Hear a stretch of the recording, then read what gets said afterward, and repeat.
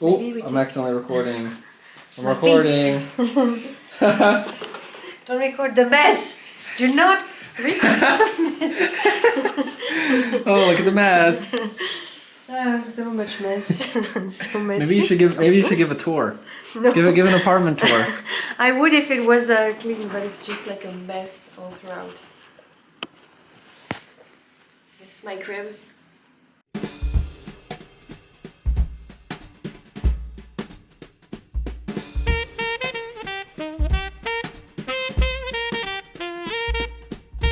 Hello again. Over the holidays, I stayed with my French friend Elisa and her family in the south of France. Elisa was a Fulbrighter at my university in the United States, where she taught French, and she is currently a high school English teacher in France. While I was in France, I took some time to talk to Elisa about her time in the United States as a teacher, and I wanted to share that conversation with you. If you happen to be interested in what else we did while I was in France, you can check that video out right here. Otherwise, without further ado, here is my conversation with Elisa.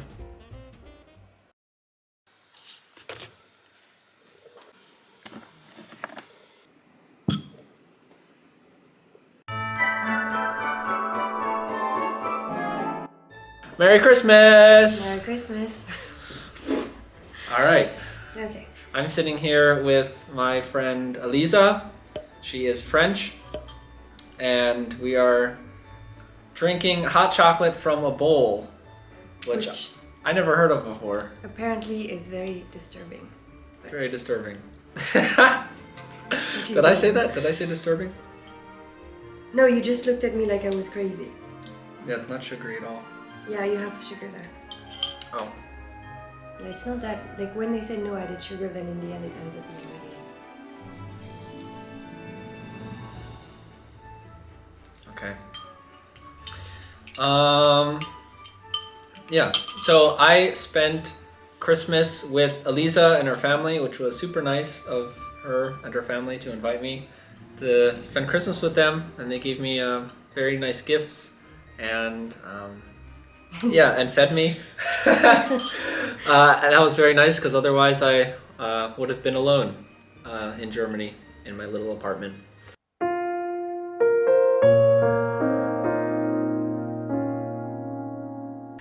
So Elisa was a Fulbrighter at Susquehanna University and my university from 2019 to 2020, and she taught French, and I don't know, what else? What else? No!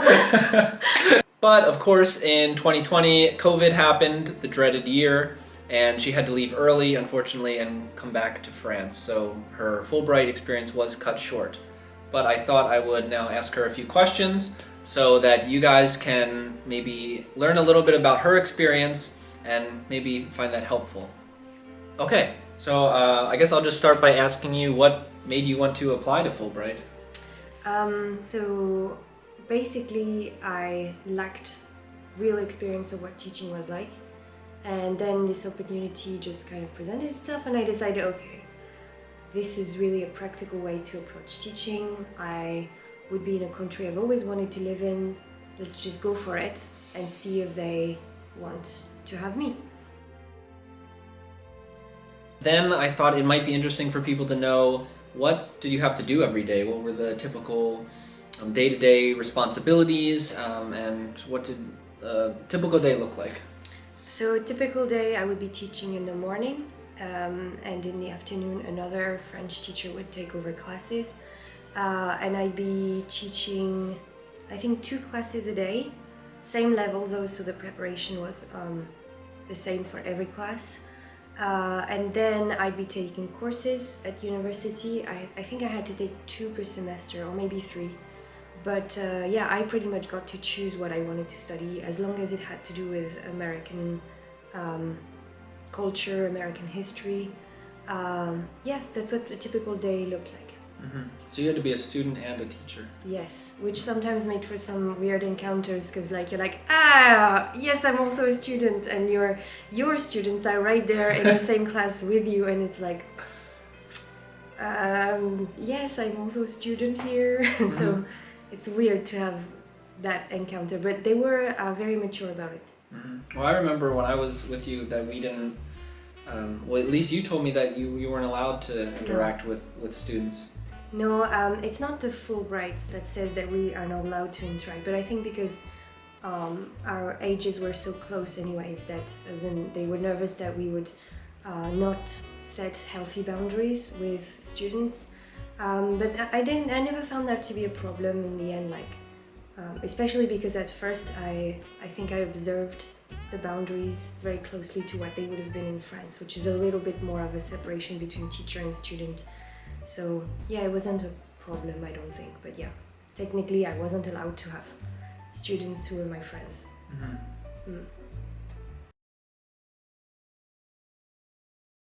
Okay, so then having now taught in France and in the US, and having experienced both US students and French students, what do you think the differences are and how do they compare with each other?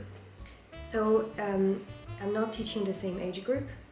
In France I'm teaching high school students, and they are pretty different in that in the US I could let them do their own thing. In France I really have to guide them. It's a lot of hand holding, which is normal, they're younger. They also will look to me for more guidance, they look for my approval, and they're in the United States I feel like they were more interested in what I could bring them in terms of my personal culture, my knowledge, my passions, things like that are part of the exchange program. Well then, how do you think the role of the teacher changes in the two countries? In university it's a really marked kind of difference because... In the US? Yeah, no, at university level.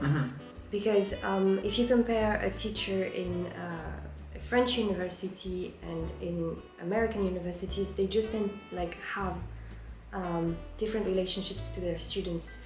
In France, it's very much, in the traditional way of teaching in university, it's very marked, like this is the teacher, those are the students, and there's almost like a physical distance between the two, because they're in their auditorium and they just, go on and on about what they're very knowledgeable about, and the students would have trouble to even talk to their professors on a personal level or ask for extensions or any of that. Whereas in the US I felt that you really could speak to your teachers. They really were there to serve you, to help you, to educate. It was a really different sort of experience. You already ate yours. Do you want some? No, I'm fine. After I just licked it? Lovely.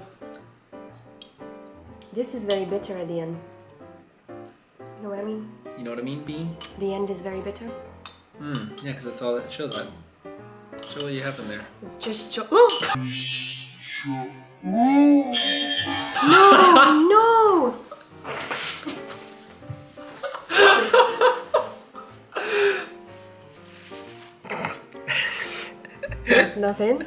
Nothing happened. No, nothing happened. See what we do for YouTube. So I'm taking responsibility for that because I told her to show it to the camera. So in your Fulbright experience in the US, what do you wish had been different? What would you have changed?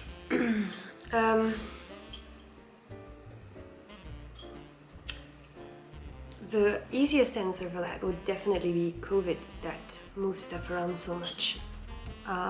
Displaced me, like the choice was between staying but kind of living in a ghost town at that point because all the students had been sent home, or going home and teaching from my parents' place, which meant teaching from my childhood bedroom.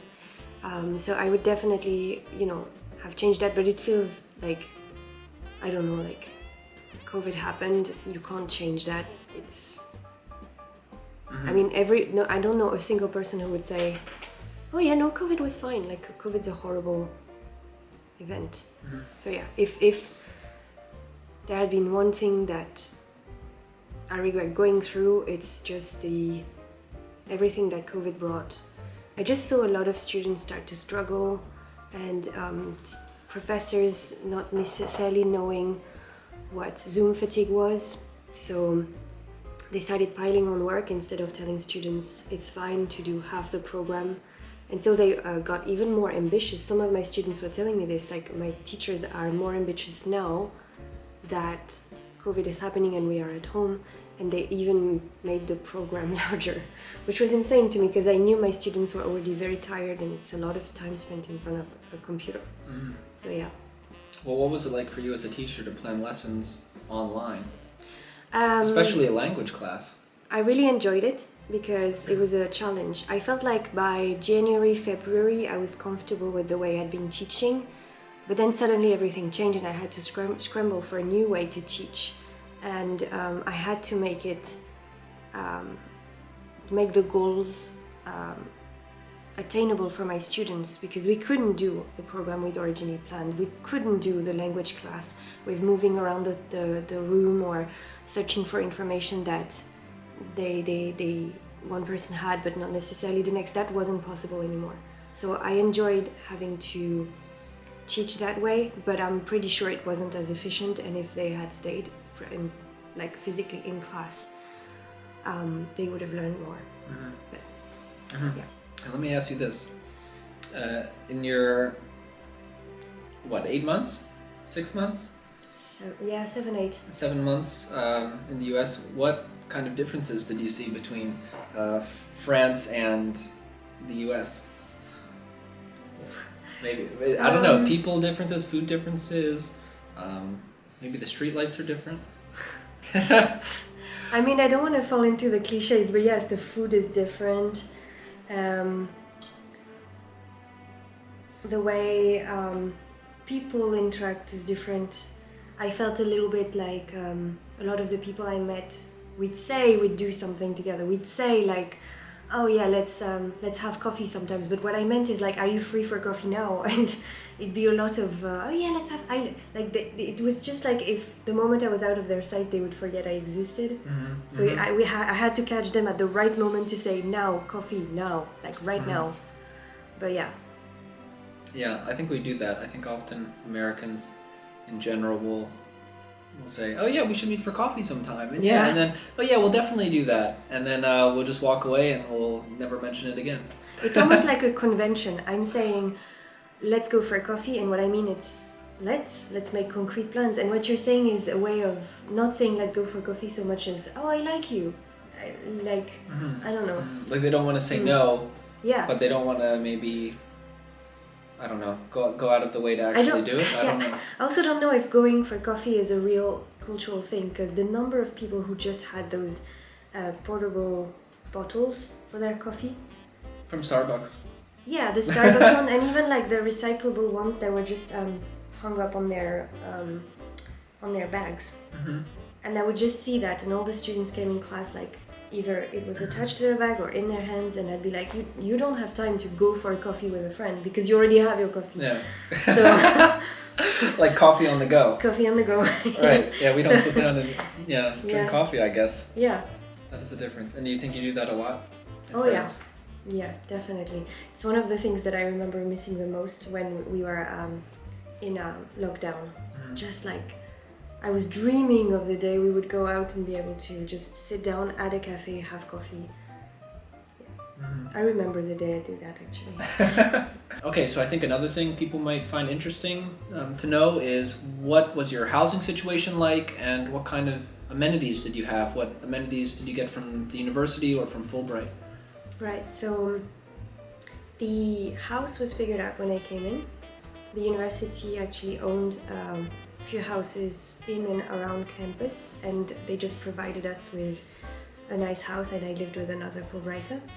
And so that was really reassuring, because that's the kind of thing that is hard to figure out when you are coming from another country, like where am I going to live? And I know some people in Fulbright did have to figure that out, but they were more of the exception than the rule. Then I had a car. We had to share it between 5 people, but it was fine. We usually could figure out, a schedule and all. And as for my stipend, my paycheck, it was pretty good. Compared to all the other Fulbrighters, it was even a bit more, generally speaking. So it was really fine. And then, yeah, it even allowed me to put some money aside and to travel a little bit. Mm-hmm. And you traveled a lot? We did. We ended up going to Canada, to New Orleans. And you love to that? Florida, and I loved New Orleans like a lot. Mm-hmm. I would go back anytime. And they spoke French there? And well, a version of French, yeah. Mm-hmm. Though I didn't really hear many people speak. They don't just randomly start speaking Argentine. Mm-hmm. They just don't. We have a problem. Your camera is slipping. Like if I let this go, this is starting to slip. I don't know why it's... Technical difficulties. Yes. Why are you bothered by my hair being cut? It's alright, right? It's a French tradition. Your hair being cut? No, heads being cut. Your head being...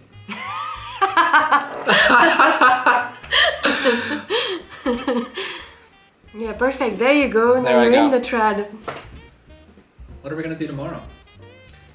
Tomorrow, it's between Grasse or Nice, I think. Mm-hmm. It depends what you want to do. Mm-hmm. I mean, I would say one is truck up the hill and stores and lots of pretty nice things, but both are a trek up the hill, because I'm gonna make you go through that. In Nice, there's a cascade. Wait, tell them what I thought you wrote to me. Oh yeah, so he was asking me, what's the closest airport? And I said, oh, the closest airport is Nice. And you thought I said it's nice. and you asked me a second time, like, right, but what's the airport? And I was like, I answered this. So, I guess wherever we go, I will take some video and I will play it on here for people to see. So, I guess join us later.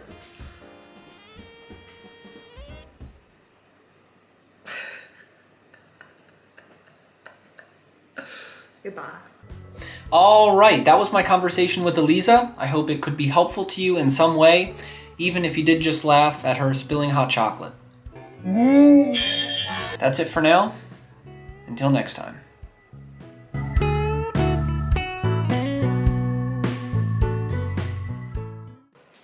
Okay. I think one of those will be good. Yeah, And if not, I'll just fly back here. that's easy.